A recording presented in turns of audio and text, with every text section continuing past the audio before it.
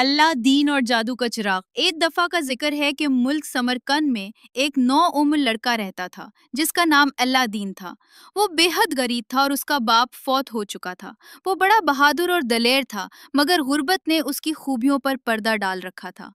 وہ اپنے پالتو بندر کے ساتھ بازاروں میں گھومتا اور محنت مزدوری کر کے اپنا اور اپنی ماں کا پیٹ پالتا۔ اللہ دین اور اس کا بندر دونوں ہی بڑے شرارتی تھے۔ اکثر بازار کے دکاندار بھی ان دونوں کی شرارتوں سے تنگ آ جاتے تھے۔ اللہ دین کو بڑا آدمی بننے کا شوق تھا۔ وہ اپنے بدن پر قیمتی کپڑے سجائے ٹھاٹ باٹ کے ساتھ زندگی بسر کرنا چاہتا تھا مگر یہ سب خواب ہی تھا۔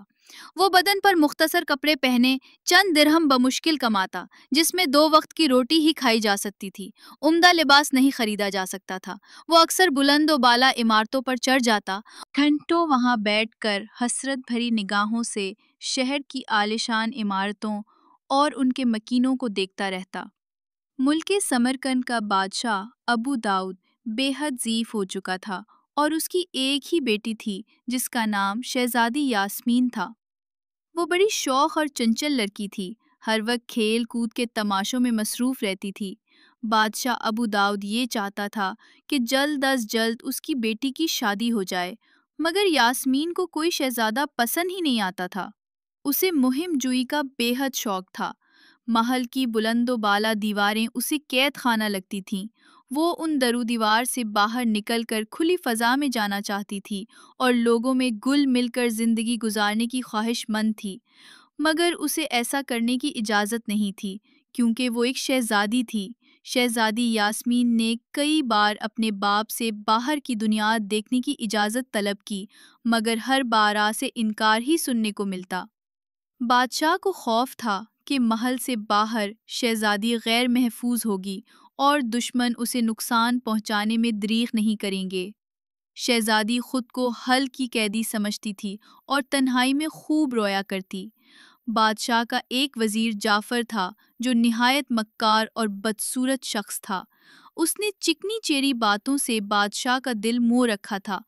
اسے بڑی آرزو تھی کہ بادشاہ شہزادی یاسمین کی شادی اس سے کر دے، اس طرح وہ ملک کا نیا بادشاہ بن جاتا اور ایک خوبصورت شہزادی کا شوہر بھی۔ اس نے 1-2 مرتبہ اپنی خواہش کا اظہار بادشاہ کے سامنے بھی کیا مگر بادشاہ نے کوئی واضح جواب نہیں دیا۔ جعفر نے شہزادی کی دلجوئی کے لیے اسے تحفے تحائف بھی دیے مگر شہزادی نے کسی دلچسپی کا مظاہرہ نہیں کیا۔ بادشاہ اور شہزادی کی طرف سے بے رغبتی دیکھ کر جعفر نے فیصلہ کیا کہ بادشاہت اور شہزادی کے حصول کے لیے کوئی اور ہی راستہ اختیار کرنا پڑے گا۔ جعفر کو جادوگری کا بڑا شوق تھا۔ وہ ہر وقت جادو کی کتابیں پڑھتا رہتا۔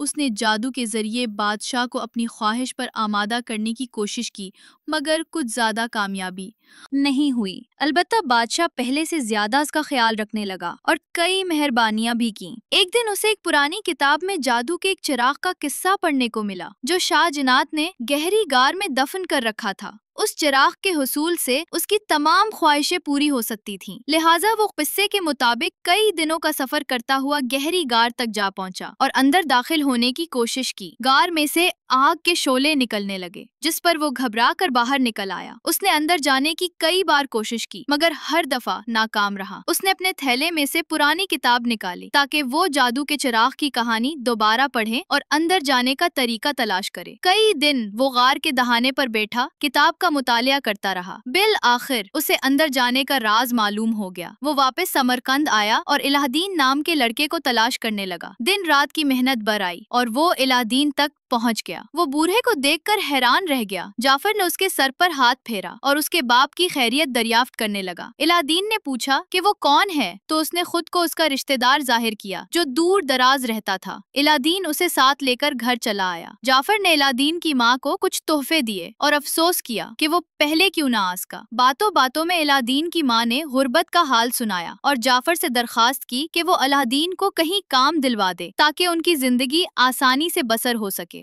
جعفر کو پہلے ہی موقع کی تلاش تھی۔ اس نے فوراً اسے اپنے ساتھ لے جانے کی پیش کر پس و پیش کے بعد الہ دین تیار ہو گیا اور ماں سے اجازت لے کر وہ دونوں شہر سے روانہ ہو گئے۔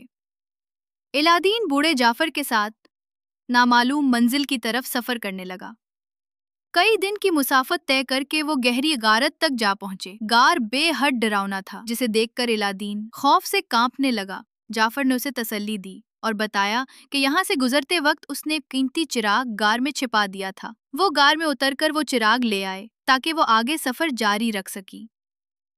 الادین پہلے تو ہچکچا، یا پھر اپنے بندر کے ساتھ ڈرتے ڈرتے رسی کی مدد سے گہری غار میں اتر گیا۔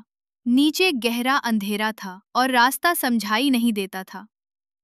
الادین راستہ ٹٹولتے ٹٹولتے نیچے موجود سیڑھیاں طے کرتا ہوا ایک اندھیرے کمرے میں جا پہنچا، جہاں ایک چھوٹی سی مشل برائے نام روشنی کر رہی تھی۔ الادین کو وہاں ایک چمکتا ہوا سرخ ہیرا، ایک خوبصورت قالین اور ایک پرانا سا چراغ دکھائی دیا۔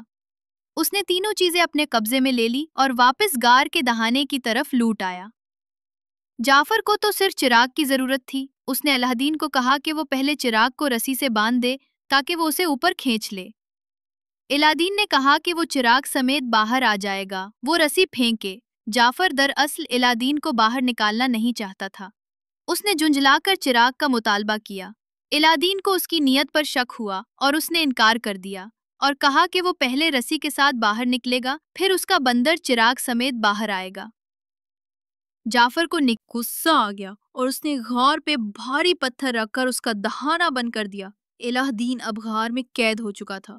وہ خوف کے مارے رونے لگا۔ بندر بھی اس کے کندھے پر منہ لٹکا کر بیٹھ گیا۔ الادین اس وقت کو کوس رہا تھا جب اس کی ملاقات اس بڑے کھوج سے ہوئی تھی۔ جب کافی وقت گزر گیا تو الادین کو بھوک لگی اور پیٹ میں مروڑ اٹھنے لگے، تو وہ اندھیرے کمرے میں ٹہلنے لگا۔ غار سے باہر نکلنے کا کوئی دوسرا راستہ نہیں تھا۔ اس نے چراغ کو الٹ پلٹ کر دیکھا، جس کی وجہ سے وہ اس مصیبت میں پھنسا تھا۔ اچانک الادین کا ہاتھ چراغ سے رگڑ کھا گیا تو چراغ بری طرح ہلنے لگا۔ الادین نے ڈر کر چراغ دور پھینک دیا۔ چراغ میں سے نیلا دھواں نکل رہا تھا اور پھر دیکھتے ہی دیکھتے وہ ایک موٹے خوفناک جن میں تبدیل ہو گیا، جس نے لنگوٹ پہن رکھی تھی۔ وہ سر سے گنجا تھا۔ اس نے ایک انگڑائی لے کر ادھر ادھر دیکھا۔ الادین چونک پڑا۔ اس نے مسکرا کر الادین اور اس کے بندر کو دیکھ کر وہ آگاہ شکریہ ادا کیا کہ اس نے چراغ کو رگڑ کر اسے ہزاروں سال کی قید سے نجات دلائی۔ الادین کا خوف سے برا حال تھا۔ وہ جن سے چھپنا چاہتا تھا مگر چھپنے کی کوئی جگہ نہیں تھی۔ جن نے اسے تسلی دی اور کہا کہ وہ اپنی کوئی خواہش بیان کرے۔ الادین کو بھوک نے ستایا ہوا تھا۔ اس نے فوراً کھانا مانگ لیا۔ جن نے مسکرا کر چٹکی بجائی اور کھانے کا اعلیٰ دسترخوان الادین کے سامنے بیچ گیا۔ آپ الادین اور اس کا بندر فوراً کھانے پر ٹوٹ پڑے۔ جب وہ کھانا کھا چکے تو جن کا بھی خوف جاتا رہا۔ الادین نے جن سے پوچھا کہ یہ سب کیا ماجرا ہے تو جن نے بتایا کہ وہ اس چراغ کا جن ہے۔ یہ چراغ جس کے قبضے میں ہوگا وہی اس کا مالک ہوگا۔ چراغ کا جن اس کی 3 بڑی خواہشیں پوری کرے گا۔ جن نے الادین کو جعفر کی مکاری کا حال بھی بتا دیا تھا۔ الادین نے کہا کہ وہ اپنے گھر جانا چاہتا ہے۔ جن نے غار کا منہ کھول دیا اور اسے ساتھ لے کر سمرقند چلا آیا۔ الادین نے جن کو حکم دیا کہ وہ اسے شہزادہ بنا دے جس کا عالی شان محل ہو۔ جن نے چٹکی بجائی اور الادین ایک عالی شان محل کے دروازے پر کھڑا تھا۔ الادین نے جن کا شکریہ ادا کیا اور اپنی ماں کو ساتھ لے کر محل میں رہنے لگا۔ سمرقند میں ایک خوبصورت شہزادے کی آمد اور وسیع محل کی خبر پورے شہر میں پھیل گئی۔ بادشاہ اپنی بیٹی کے ساتھ الادین کے محل پہنچا۔ جن نے الادین کو بتا دیا تھا کہ غار سے ملنے والا قالین جادو کا ہے اور وہ اپنے سوار کو لے کر پرواز کرتا تھا۔ الادین نے شہزادی یاسمین کو سیر کی دعوت دی تو وہ فوراً تیار ہو گئی۔ الادین شہزادی یاسمین کو جادوئی قالین پر بٹھا کر فضاؤں میں اڑنے لگا۔ پہلے تو شہزادی ڈری مگر جب اسے مزہ آما تو وہ بے حد خوش ہوئی۔ جب الادین اے شہزادی کو فضا کی سیر کرا رہا تھا، اسی وقت جعفر اپنے محل کی چھت سے یہ سارا منظر دیکھ کر جل بن رہا تھا۔ اس نے ایک منصوبہ بنایا اور الادین کی غیر موجودگی میں اس کی ماں کو بے وقوف بنا کر جادو کا چراغ ہتھیا لیا۔ اس نے چراغ کے جن کو حکم دیا کہ الادین کو دوبارہ غریب بنا دے اور اس کا محل غائب کر دے۔ جن نے اپنے نئے آقا کے حکم کی تعمیل کی اور اس کی خواہشیں پوری کر دی۔ جعفر نے سب سے پہلے بادشاہ اور اس کی بیٹی کو جادو سے قید کر لیا اور پھر سمرقند کے تخت پر قبضہ کر لیا۔ جادو ختم ہوتے ہی الادین کا قیمتی لباس اور اس کا عالیشان محل غائب ہو گیا۔ وہ بڑا پریشان ہوا۔ وہ بھاگتا ہوا واپس لوٹا تو اس کی ماں نے اسے بتایا کہ ایک تاجر اس سے پرانا چراغ لے گیا تھا۔ الادین سمجھ گیا کہ یہ جعفر کا کیا دھرا ہے، لہٰذا وہ اپنا چراغ واپس لینے کے لیے شاہی محل جا پہنچا۔ جعفر نے اسے دیکھ کر ایک خوفناک سانپ کا روپ دھارا اور اس پر حملہ کر دیا۔ الادین بہادر ضرور تھا مگر اسے جادو نہیں آتا تھا۔ وہ کافی دیر تک جعفر کے حملوں کو روکتا رہا۔ اچانک اس کی نظر سانپ کے گلے میں لٹکے ہوئے پرانے چراغ پر پڑی تو اس نے موقع پا کر گردن کی ڈوری پر کاری وار کیا۔ چراغ جعفر کے گلے سے کٹ کر زمین پر جا گرا۔ اسی لمحے بندر نے چھلانگ لگائی اور چراغ اچک کر الادین کے پاس پہنچ گیا۔ الادین نے چراغ رگڑا اور جن سے مدد مانگی۔ جن نے اس کے کان میں ایک طریقہ بتایا اور ایک طرف چلا گیا۔ جعفر نے الادین کو بے خبر پا کر آگ اگلتے ہوئے حملہ کر دیا۔ الادین نے چراغ اس کی جانب کر کے ایک جملہ کہا۔ جعفر کی سٹی گم ہو گئی۔ اس کا سارا جادو چراغ میں داخل ہونے لگا۔ جعفر اپنے جادو کو پکڑنے کے لیے تیزی سے جھکا اور چراغ میں گھستا چلا گیا۔ وہ اب چراغ کا قیدی بن چکا تھا۔ چراغ کو کوئی رگڑتا تو ہی وہ باہر نکل سکتا تھا۔ الادین نے جن کا شکریہ ادا کیا۔ جن نے الادین کا محل واپس بنا دیا۔ الادین نے بادشاہ اور شہزادی یاسمین کو جادو کی قید سے آزاد کرایا۔ بادشاہ اس کی بہادری سے بڑا خوش ہوا اور یاسمین کی شادی اس سے طے کر دی۔ الادین نے جن کی مدد سے چراغ کا کو واپس گہری غار میں رکھ دیا تھا۔ جن نے اس کی 3 خواہشیں پوری کر دی تھیں اور وہ اللہ دین سے اجازت لے کر واپس کوکاف چلا گیا۔